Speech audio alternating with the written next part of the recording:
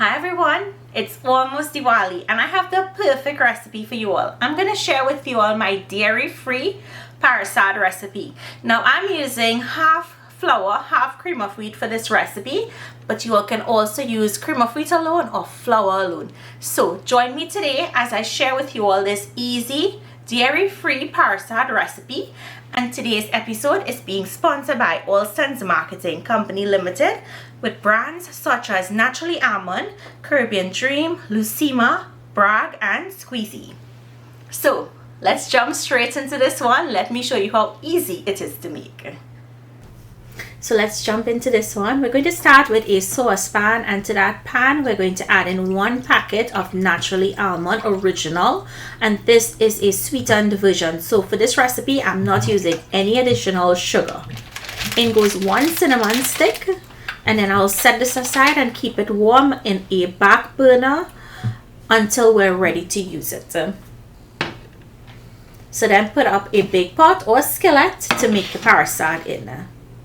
To that I'm going in with unsalted and a friendly vegan butter. Use any one that you like, or a vegan ghee you can use here. Once it's melted, we're going to go in with flour, and I'm doing half and half, as I said, half flour, half cream of wheat.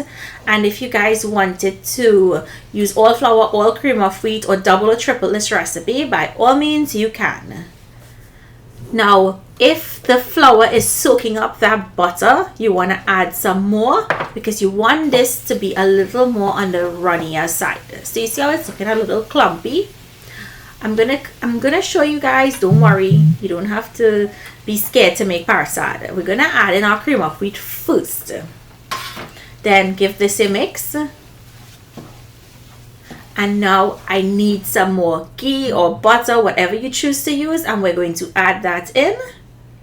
You really want this to be more of a runnier consistency because you need this to cook on low heat for about 20 minutes. So mix that in. Mix it in properly. Once it starts to look like this, you know it's perfect. Keep mixing, mixing, mixing. As I said, 20 minutes in total. You see how light and airy that looks? And I promise you it goes from that thick consistency to this consistency. Then you're going to add in your raisins, slivered almonds,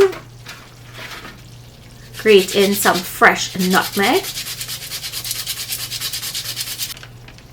cardamom or ground elaichi, and a packet of Caribbean Dreams instant ginger. Now mix, mix, mix. Just for about 2 to 3 minutes. You're not going to overcook this. The raisins will start getting plump. And then you're going to start to add in that pag that we had on the back burner. Add a little at a time and mix. You would want your heat on your Parsad pot to be on high, because if it's not going to absorb that milk and your Parsad will get like lumpy, and you don't want that. So add it in a little at a time and keep mixing. I am going to use all of that milk, so that's why I said you have to follow the instructions and have your heat on high. If for some reason it's starting to get too wet, then don't add any more milk and stop. But I used up all of my milk for my recipe. So add and mix. Add and mix. That's the trick. And the high heat. If you're making a big batch of this, you'll need a really huge pot. So mix, mix, mix. And I'm not cutting this because I want you guys to see from beginning to end when I add that pag in. You want to make sure it's well incorporated before adding the rest.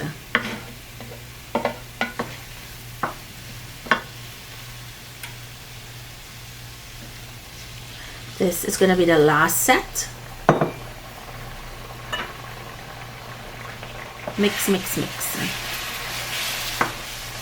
And you see how the volume of the Parsad has doubled? So this was just 2 cups, 1 cup flour, 1 cup cream of wheat, and this is enough. I think it's enough for like 4 people. I've never done a 5-pound Parsad recipe, and I know you guys always ask me to do one. I don't want to make 5 pounds of Parsad and I have nothing to do with it. So as long as I can make a batch one day and I can donate it to someone, I'll definitely do that, preferably a temple, and in that way I'll make a 5-pound batch of Parsad so you all can see how it's done. You can see how fluffy and how moist the Parsad is. So all you have to do now is set this aside and allow it to cool down to use. You do not want to eat or taste it if you're using this for puja. If you're not, feel free to taste it. And if you wanted sugar, as I said, feel free to add sugar. And if you taste this and it's not sweet enough for you, just add some condensed milk over the top and mix that in. Now how perfect does this look? And as it cools down, it will dry out slightly, so adding that extra milk is not going to hurt it. So this is what it looks like. Perfect consistency. This is how my husband loves his Parsad. You see how it's crumbly? He loves it like this. I like it a little more on the wet side. So I hope you guys enjoyed today's recipe. Be sure to pick up all of your ingredients at leading supermarkets in Trinidad and tag me, comment down below, let me know what you think. I'll see you in my next video. Bye everyone.